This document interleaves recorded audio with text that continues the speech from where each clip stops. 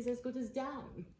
Why, truly, Mrs. Clackett has a very pretty talent and a great deal of industry. True, madam. She's been tolerably successful in her day. To my knowledge, she's been the cause of 6 marriages being broken off and 3 sons being disinherited, of 4 forced elopements, as many close confinements, 9 separate maintenances, and 2 divorces. Well, she certainly has talents, but her manner is gross. Oh, it is very true. She generally designs well, has a free tongue and a bold invention, but her colouring is dark and her outlines often extravagant. She wants that hint and mellowness of sneer which distinguishes your ladyship's scandal. Oh, you're partial, Snake. Not in the least. Everybody allows that Lady Sneerwell can do with a word or a look, that many can do with the most laboured detail, even if they happen to have a little truth on their side to support it. Oh, yes, my dear Snake. And I am no hypocrite to deny the satisfaction I reap from the success of my efforts. Wounded in the early part of my life by the inventing tongue of slander, and I confess. Yeah, well, how do you do today? And, Snake, I am your most obedient servant. I have been acquainting Snake with our true views, Joseph.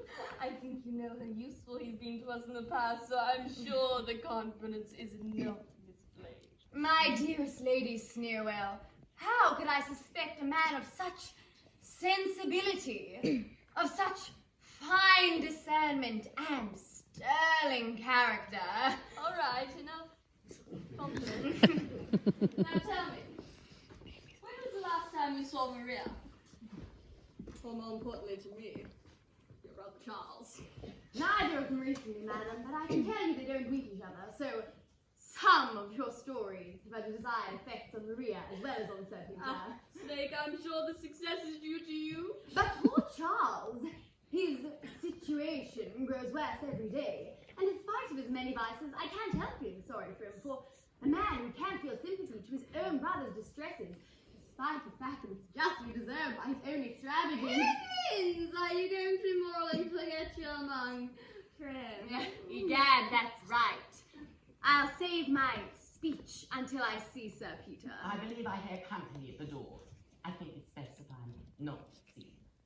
I'll go and perform those duties you've hired me for. Good day. And Mr. Surface, I'm your most... Mr. Snake, I am your most obedient servant. I must say, Lady Sneerwell, I'm very sorry you placed your confidence in that man. Oh, surely you don't think he'd betray us? Nothing is more likely. Lately, I've seen him in the company of Rowley, my late father's housekeeper. Mark my words for it. Snake hasn't enough virtue even to be faithful to his own malice. Ugh.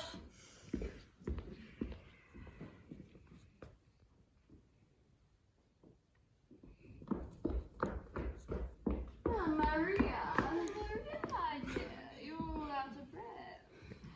What's the matter? That idiotic suitor of mine, Sir Benjamin Backwhite, along with his odious Aunt Crabtree, has just called us Sir Peters. So I slipped over here to avoid them. I think you knew Jess was here. That's why you came. Now tell me, what has Sir Benjamin done to make you avoid me? It's not that. It's simply his conversation is nothing but malice against all his acquaintances. Oh, but we should not make allowances, my dear. Sir Benjamin is very witty. For my part, madam, I lose respect for wit when it comes accompanied with malice. Mrs. Southeast? I agree entirely with Maria. Why, to laugh at a joke made at someone else's expense is to become party to the malice.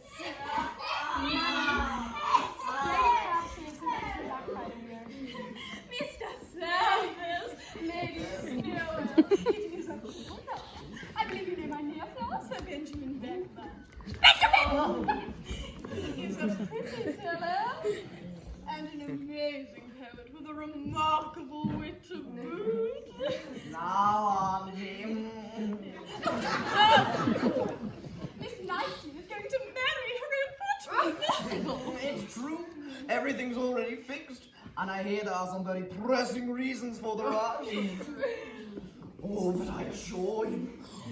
But tell me, Mr. Certhus. Is it true your Uncle Oliver is coming here? Why, I haven't heard that. Well, he has been in the East Indies a very long time. I'm sure you barely remember him. It will be a sad homecoming for him to learn how your brother Charles has misbehaved. Now, I know Charles has been imprudent, but I certainly hope no busybodies have already prejudiced my uncle against him. I'm sure he may yet reform.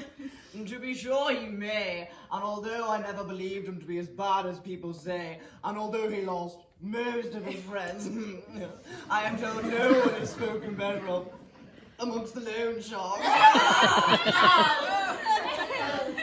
very true. I'm told when he's sick, they all go to church and pray for him.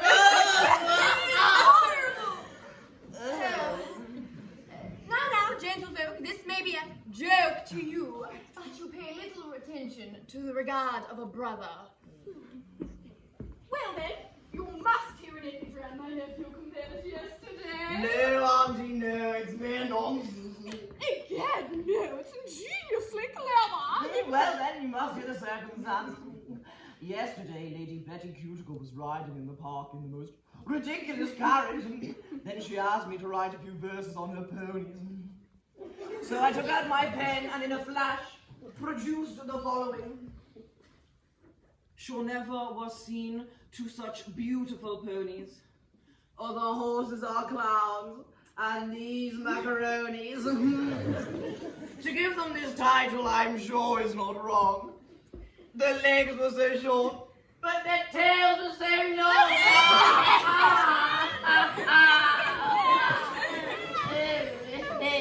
And it was done in the crack of a whip. A mere trifle.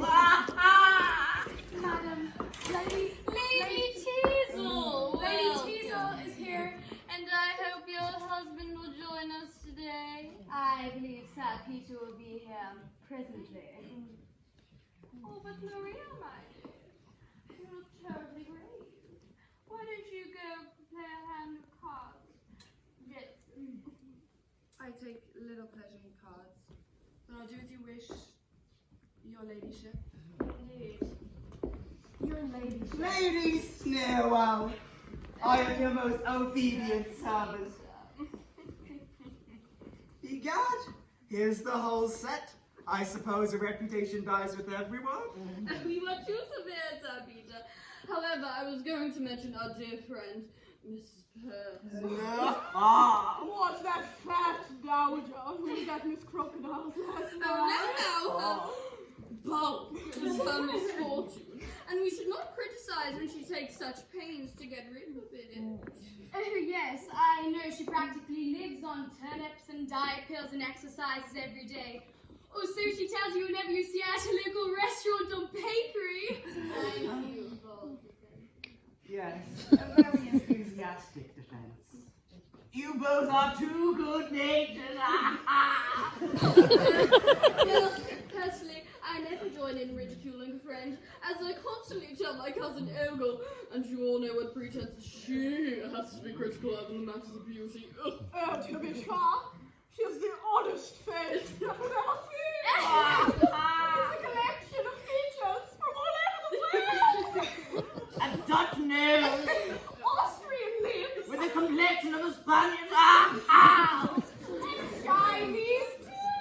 And this is a person they dine with twice a week? Oh, but you are not carrying the laugh a bit further. Now let me tell you about dear Ogle. Madam, please. I see there is no stopping these good people's tongues. But when I tell you the lady you're abusing is a friend of mine, I hope you'll be so kind as to not take her side. Oh, you are too cruel, Sir Peter. You are too great for a joke yourself and too peevish to enjoy the wit of others. Your ladyship, I believe true wit is more closely allied to good nature than you may realize. That's very true, husband. In fact, I think that they are so closely aligned that they can never quite be united. Or perhaps you think they were married because you've never seen them together. Didn't I tell you he was a wizard? I'm afraid my husband is so offended by scandal that he would have it outlawed by Parliament. John, Sir Peter, would you deprive us of our privileges? Well, in the case case of slander, madam, I believe that when the originator of the lie cannot be discovered, the injured party shall have the right to sue anyone who passes it on. I protest! For my part, I believe there was never a scandalous tale without some basis in fact. Tell her I'll be with her immediately.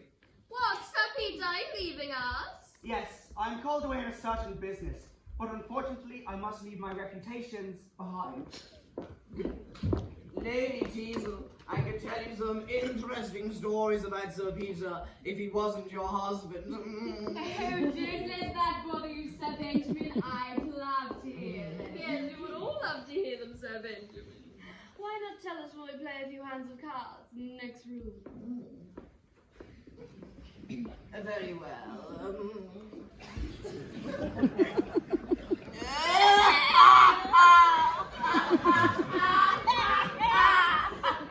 I see you taking a pleasure in this convo, Maria.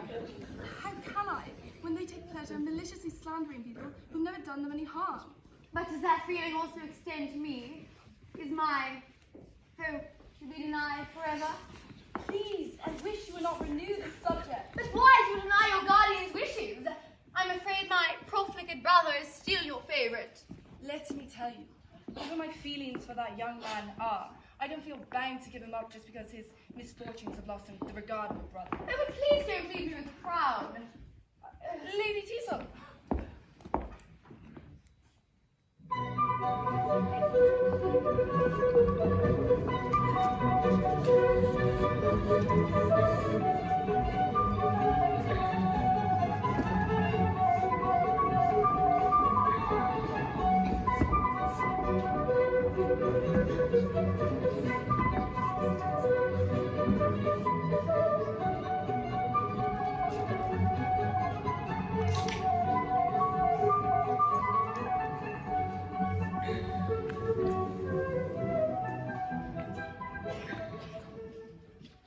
Haha, so my old friend is married.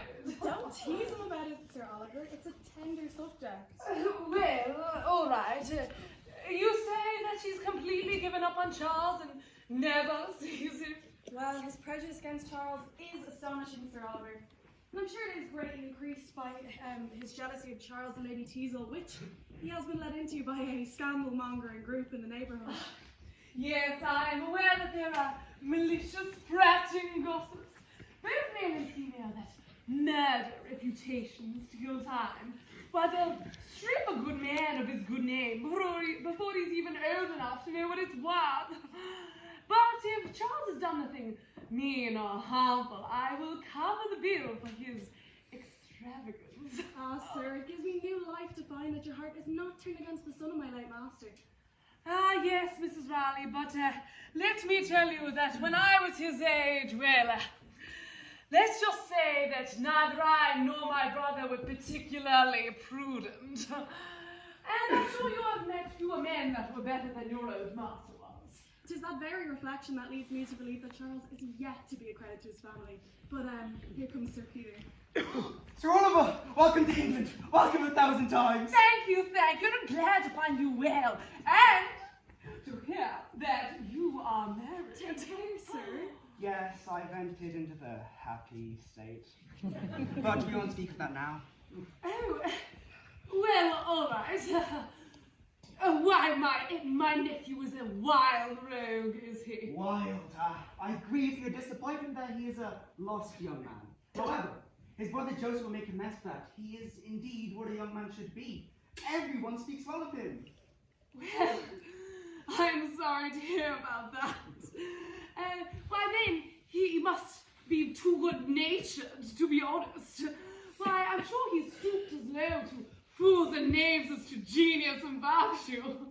What, Sir Oliver, do you blame him for not making enemies? Well, if he has the merit to deserve them. You'll be convinced when you meet him. Egad, before I make a judgment on either of my nephews, I intend to make a trial of their hearts. And my friend Mrs. Rowley and I have planned something for that exact purpose. And then Sir Peter shall admit he's being mistaken. My life on Joseph's honour. But, Miss Rowley, what is your scheme? Well, sir, one Mr. Stanley, of whom I've spoken, who's related to Charles and Joseph by their mother, was once a merchant near Dublin. After a series of undeserved misfortunes, he found himself in prison for debt. He wrote to both Charles and Joseph for aid. From Joseph, he received nothing but evasive promises for the future. Charles, however, is doing everything his circumstances will allow, and I believe is now raising a sum of money, some of which is going towards Mr. Stanley's relief.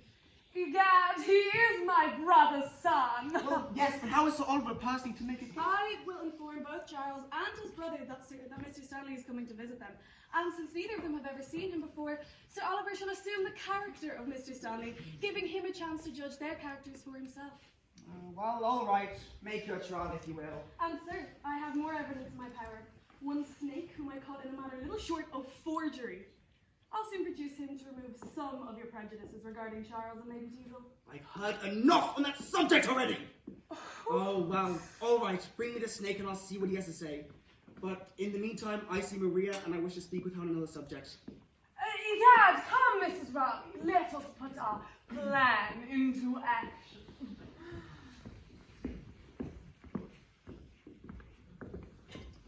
So, Charles, has Joseph returned with you? No, sir, he was otherwise occupied. But the more time you spend with that amiable young man, does not seem he deserves your favor? I'm sorry, Sir Peter, but your constant references to him compels me to declare that I know no one whom I would not prefer to Joseph. So, is that it? Such perverseness! No, Maria. I think it is only Charles you would much prefer. It seems that his vices and foolishness have won your heart. That is unkind, sir. You know I have obeyed your order, neither to see nor to speak to him. I can't believe I'm to be blamed while my mind condemns his vices. My heart feels pity for his distress. Well, you can pity him as much as you like, but give your heart to someone much more worthy of it. But never to his brother. Still obstinate! You may go, but you've now known the authority of a guardian, and I hope you don't compel me to show it to you! Sir Peter, it is true that for a short time I'm bound to regard you as my father's substitute. But I hope you won't use that authority to make me miserable.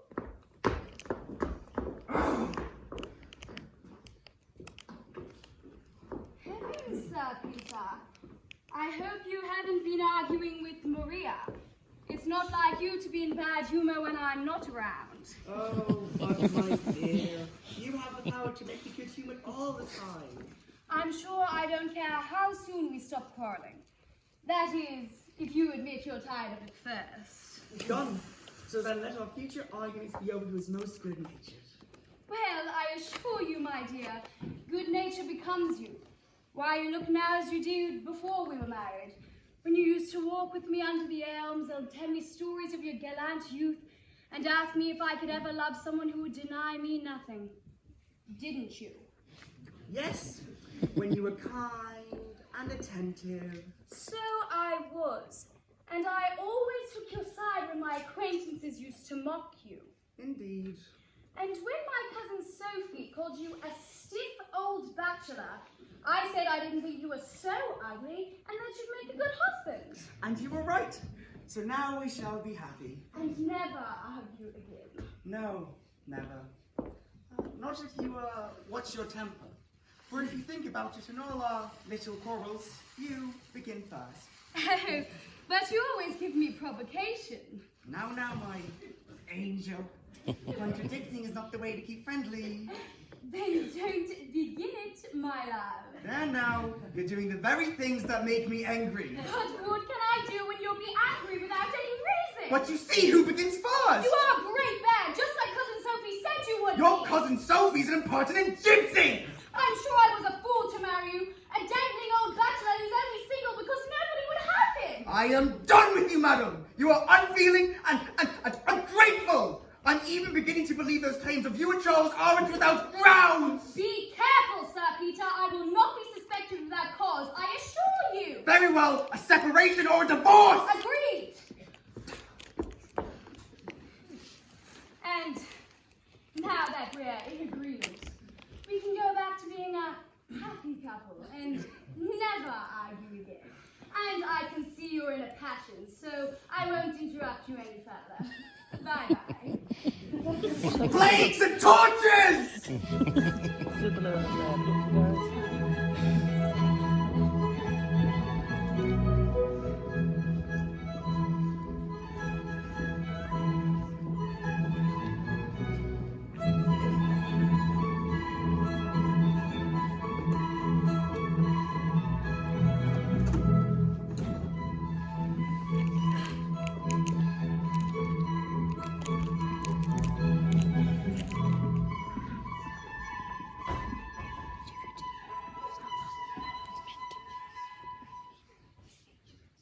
There is still no word from Lady Teasel. No, sir. I wonder where she is.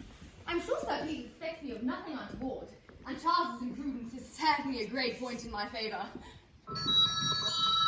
Sir, that must be Lady Teasel now. Just 1 minute! My neighbour's an elderly spinster with a very nosy disposition. Draw that screen in front of the window. I've already done so, sir. Very well. My, you look somber. You're not angry I'm late. No, no. Punctuality is merely a form of consideration. A very unfashionable quality. You should pity me. Sir Peter has become so ill-natured lately and so jealous of Charles.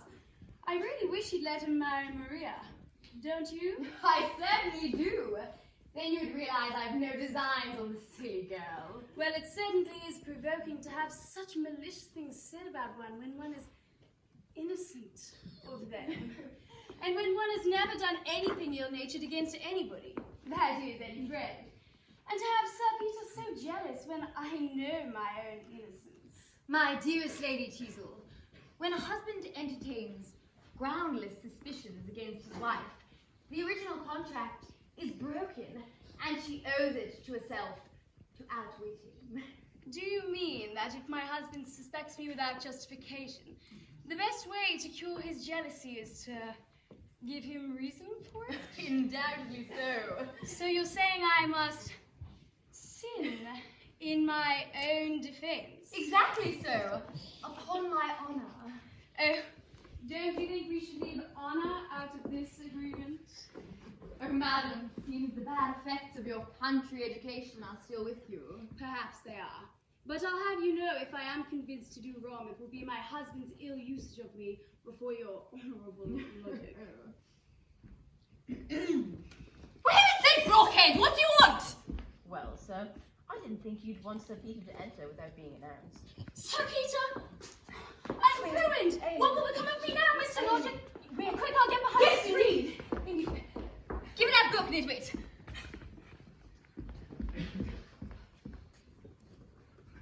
My, ever improving yourself, I see. You know how I love books.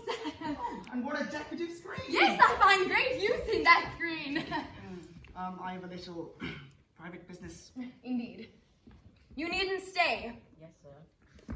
Well, now that we are alone, I wish to unburden my mind to you. Lately, Lady Teasel's conduct has made me very unhappy. Indeed, and I'm very sorry to hear it. It is clear that she has little regard for me, but what's worse, I think she's formed an attachment to another. You astonish me. And I think I've discovered the person. You alarm me. What say you to Charles? Charles! Charles! My brother Charles! Impossible. My friend, the goodness of your heart misleads you. You judge others by yourself. Yet still, I cannot suspect Lady Teasel's honour. I fear she has too much principle. What is Lady Teasel's principles against the flattery of a handsome, lively young man? Well, that may be true. But that a nephew of my dear friend Sir Oliver should have done such a wrong, it hurts me deeply.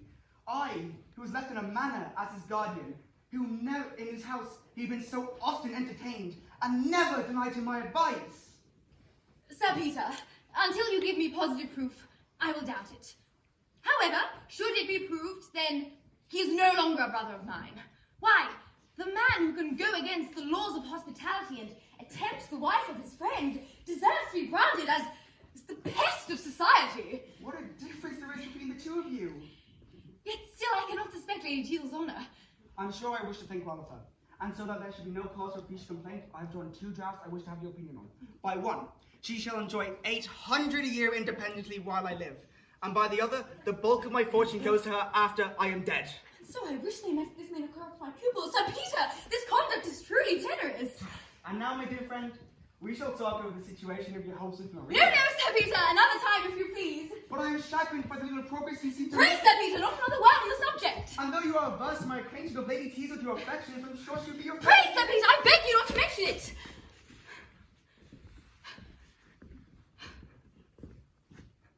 Well, my man, what is it? Your brother, sir, and he knows you're at home. But I'm not at home. I'm out for the entire day. 1 minute, sir. A thought has struck me. Let Charles come in and let me hide. Then you can ask him about what we were discussing earlier. But sir, you would not have me join in such a mean trick. Oh, but you say you're sure he is innocent. Well, this is an opportunity to prove it. What? Here, oh, come on. What the devil? There seems to be a listener already. I swear I saw a pentacle. Sir Peter, I'm sure I can explain everything to your satisfaction. The matter is that it's a French milliner, an absolutely silly creature that plagues me, but upon your arrival, she ran behind that screen. Oh, you devil! You can. Oh, but she must have heard everything I've been saying about my wife. No, it will go no further, I promise you. Bring Charles in. Well, this will do as well. Can't I see? What? No, absolutely not. Get back. My angel. Now be sure and urgent to make Everything. Back, my friend. Can you not look at what? No, please. Joseph! Ah, my friend. Charles. What's going on, brother? Your man wouldn't let me up at first. You won't be happen to be finding a woman in here, would What? you? No, brother. I assure you. But where is Sir Peter? I thought he was with you. He was sad, but when he heard you were coming, he chose to leave. What? Is the old gentleman afraid I want to borrow more money from him? To be plain, brother, I'm sorry you've given that worthy man so much uneasiness. He thinks you're trying to gain Lady Teasel's affections from him. I never had the least idea of it. Oh, it will give Sir Peter a great satisfaction to hear it. You know you surprised me by naming me with Lady Teasel. I always understood that you were her favourite. Oh, for shame, Charles, that is foolish. I'm serious, brother. Don't you remember that day I called you recently and found you two together? Oh, hush, Charles! Sir, I insist! Sir Peter is here! He's overheard all that you've said. I knew you were clear, so or else I wouldn't have consented. What, Sir Peter? Where is he? Over there in the closet. I'll have him. Sir Peter, won't you join the court?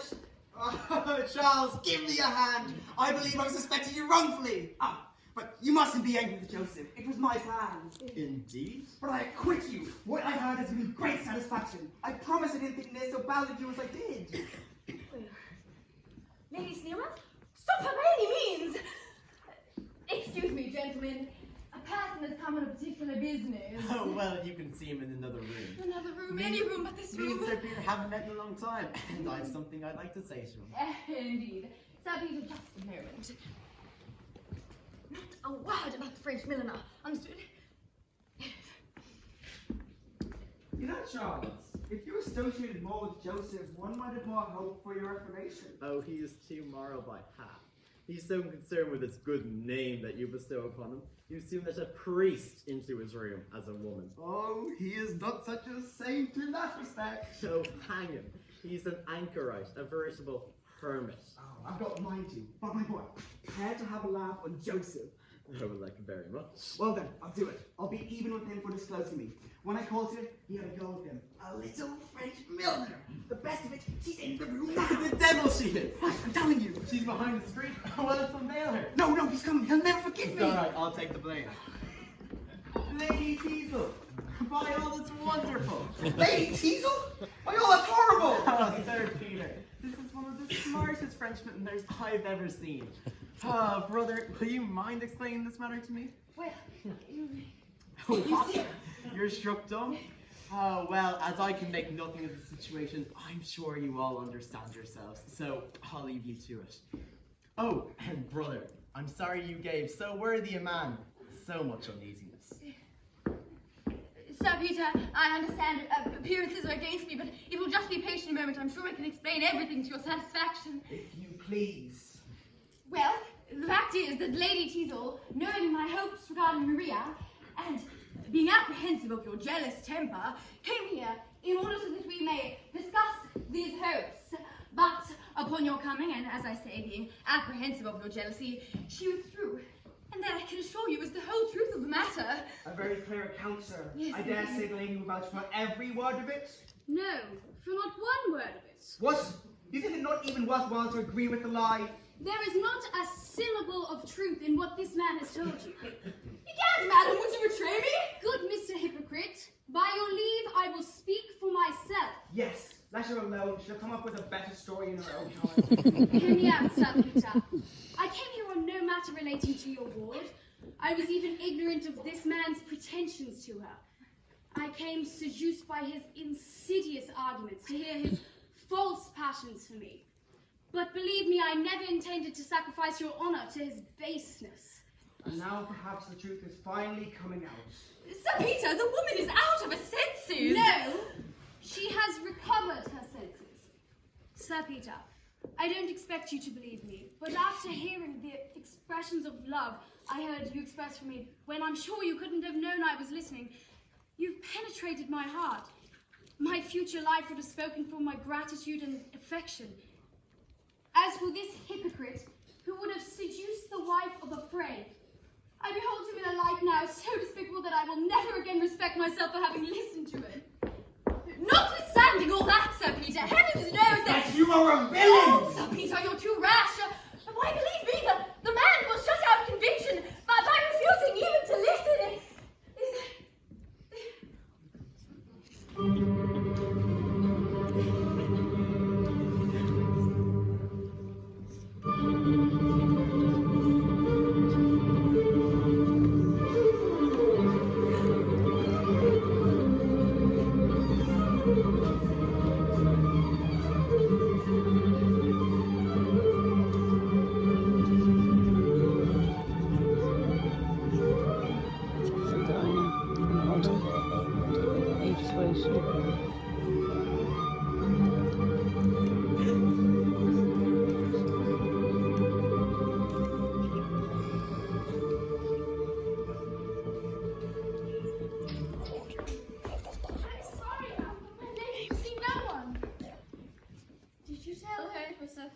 Lady Sneerwell.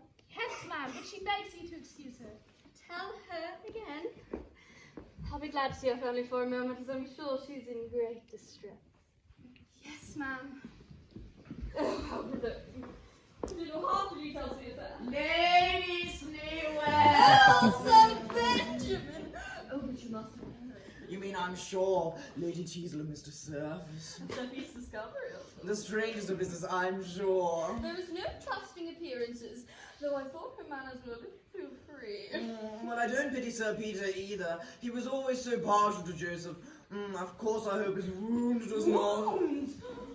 See, I didn't hear a word of their fighting. Oh, yes, they fought before they left the room. Oh, pray let me hear the story. Well, seeing Sir Peter in such danger, Lady Teasel left the room in hysterics. Then they began fighting with swords. With pistols, nephew! I have done authority. Then it is true. Too true indeed, madam. And Sir Peter is dangerously wounded. Yes, my atrocity was left. No, by a bullet lodged in the thorax. Though Charles would have avoided the murder. Charles!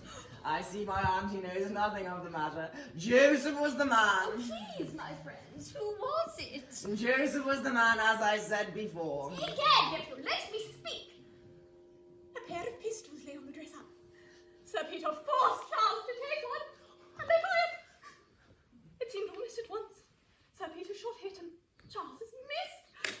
But what was extraordinary, the bullet struck a bronze bust of Shakespeare on the mantelpiece, ricocheted out the window, and struck the postman, who was just coming to the door. My auntie's account is more circumstantial. But for all that, I'm sure mine is the true one. I leave you. I must have better information. Lady Sneerwell's interests are easily accounted for. Indeed, nephew. Well, doctor, what hopes? Yes, Doctor, how is the patient? Doctor? Perhaps you are not a doctor? Oh, well, if I am, I can thank you for my degree.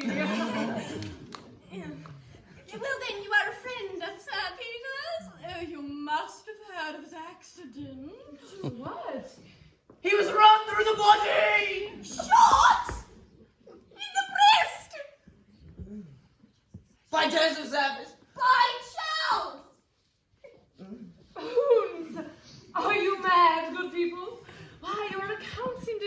differ strangely. But you agree that Sir Peter's dangerously wounded? Yes, we agree there. There can be no doubt of that. Why, then he's proved himself the most imprudent gentleman, for here he comes, walking as if nothing were the matter. Egad, Auntie, this is the most sudden recovery. Why, man, what are you doing out of bed with a bullet in your side and a sword in your thorax? What is all this? Sir Peter, we rejoice that the story of the jewel is not true, and we are sincerely sorry for any other misfortunes. Well, you were certainly to blame to marry at all.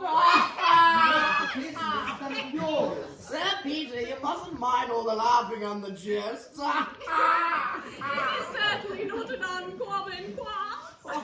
I insist on being left to myself. Without ceremony, I demand that you leave my house at once. Well, we're going, and we'll make the best report of you that we can. Tell how hard we've been treated. Leave my house. And how patiently you've bared it.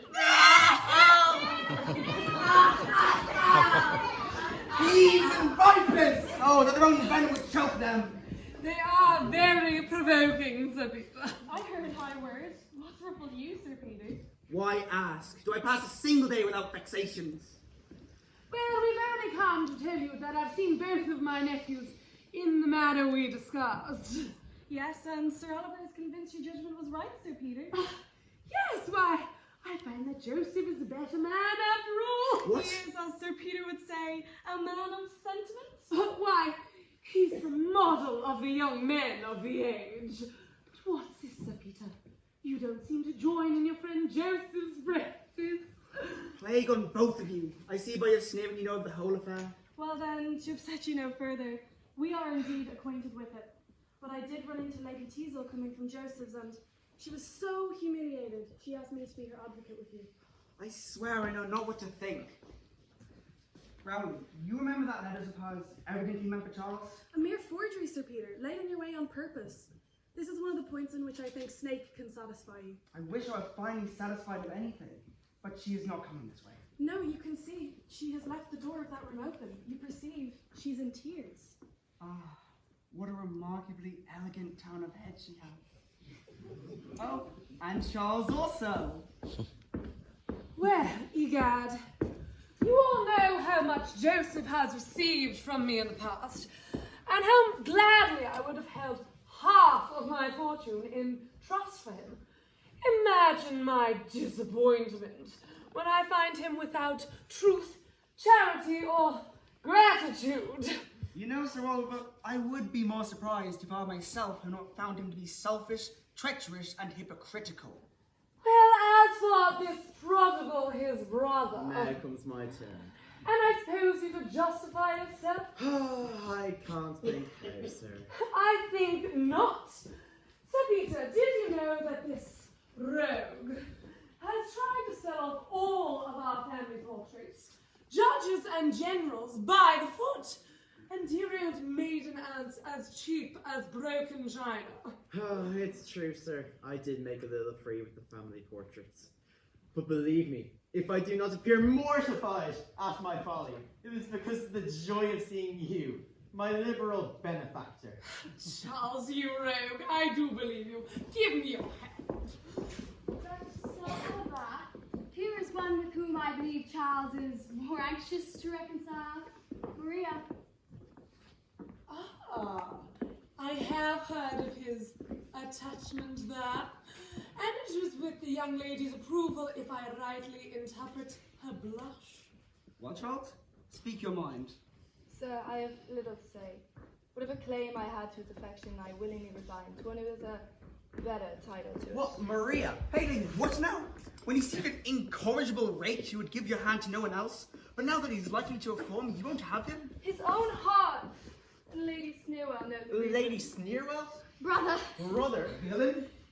Egad, it is with great concern that I'm obliged to speak on this point, but my regard for justice requires me to do so, and Lady Sneerwell's injuries can be concealed no longer.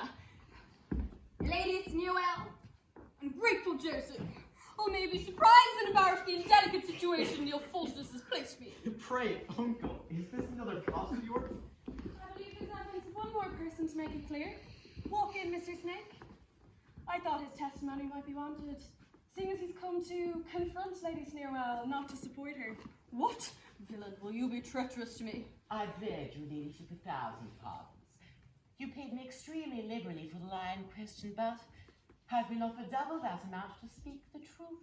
Plot and counterplot. Egad, Lady Sneerwell, I wish you every joy and success in your negotiations. And I wish the torment of shame and disappointment on you all. Wait, Lady Sneerwell, before you go, let me thank you for the trouble that you and this gentleman took in writing letters from me to Charles and then answering them yourselves. And may you please also give my regard to that scandalous college of which you are the president. And could you please also inform them that Lady Teazle intends on giving back the diploma they granted her as she's resigning and intends to kill no one's character in the future. You too, madam. Provoking and insolent. And may your husband live another 50 years. What a fury! I believe we've no more need for Mr. Snake at present. But before I go, I beg your pardon for whatever uneasiness I may have caused you all. Well, you have atoned for it by a good deed at least. But I must beg you never to let it be known. What the plague, man? Are you ashamed of having finally done something right? Consider, sir, I live by the badness of my character. If it were once known I had done an honest thing, I would lose every friend I have. Egad, we will not insult you by praising you, Father. Now there goes a precious rogue, and he's a writer and a critic. So, Oliver, I see there is no need to reconcile your nephew and Maria. Egad, we will have the wedding tomorrow morning. I thank you, Uncle. And may you live as happily together as Lady Teazle and I. Intend to live in the future. My good friends, a humble fugitive from folly view, and no sanctuary near, but love. And you, with each anxious fear removed, even scandal dies, if you approve.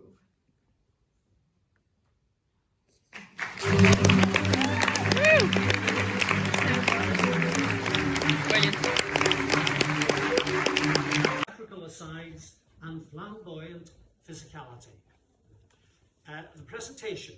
Now, this was a wonderful presentation. 18th century costume. I don't know where they came up with these costumes, but they were. It was right down to the small details. It wasn't just a costume.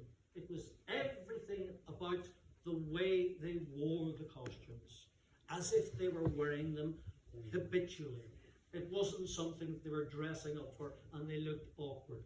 No, they were all part of those costumes that they had. We had an excellent set. 3 pillars with period furniture, absolutely superb.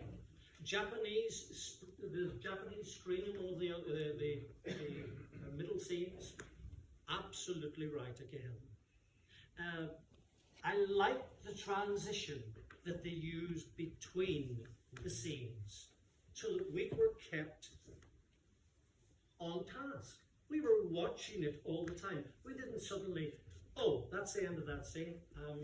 I'll have a chat with you now while we're waiting for the next scene. It was, we were fully engaged with what was going on all the time. So very well done with that. And that was to do with lighting, with the music. Very, very good. Lovely. Very, very excellent presentation. The direction. Now, this is a very intricate and involved plot. And it's satirical and highly caricatured. And that's exactly the way they played it. They didn't play it for naturalism. They played it highly stylized, very, very much caricatures that we got. It was beautifully directed. The movement and the physicality of each character were very good. Used the whole stage. I wondered at the beginning, is this going to be too big a stage for this, for one room?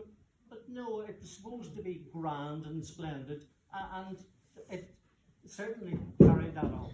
I liked it very much indeed. And as I say, the movement and physicality that embodied all of those characters was very well done, so very well directed. The acting, now this was a superb ensemble performance. There wasn't one actor or actress in this that you could point and say, if they were just as good as the others. Everybody was terrific in this. I have only got time to talk about my 4 favourites. These are my 4 favourites. Lady Sneerwell, Amy Rose Barron. I loved the dressed wig. It wasn't just a wig, but a dressed wig. And it was so good. And it was her little things, the way she sneered at people, the way she moved and looked down on people. Absolutely superb. Sir Benjamin Backbite was played by Stephen O'Connor. Now, this was a consummate portrayal, I felt. The characterization was absolutely terrific. Real Sheridan characterization. Lovely asides to the audience, and terrific movement and physicality. Very, very good indeed. Sir Peter Teasle was played by Alex Keating. Terrific physicality and movement. Very good portrayal. Especially the row with his wife. I thought that went very, very well. And the final of the 4 would be Lady Crabtree, was played by Genevieve Deneen. Excellent facial expressions. And her movement was absolutely brilliant. Completely immersed in this awful character of a woman. Very, very good indeed. So I would sum that up by saying that this was a very, very, very strong production, especially for a youth group. I have seen adult groups try this play and not done half as well as that. So well done.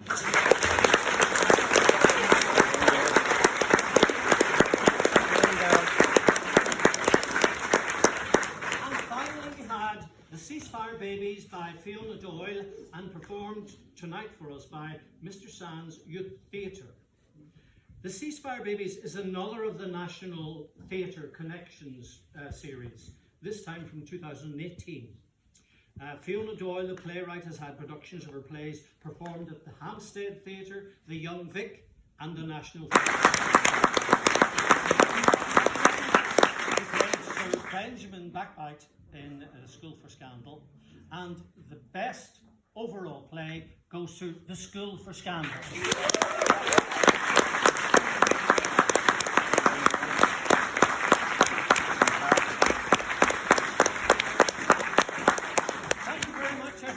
I hope I'll see many of you here and others tomorrow night. Thank you.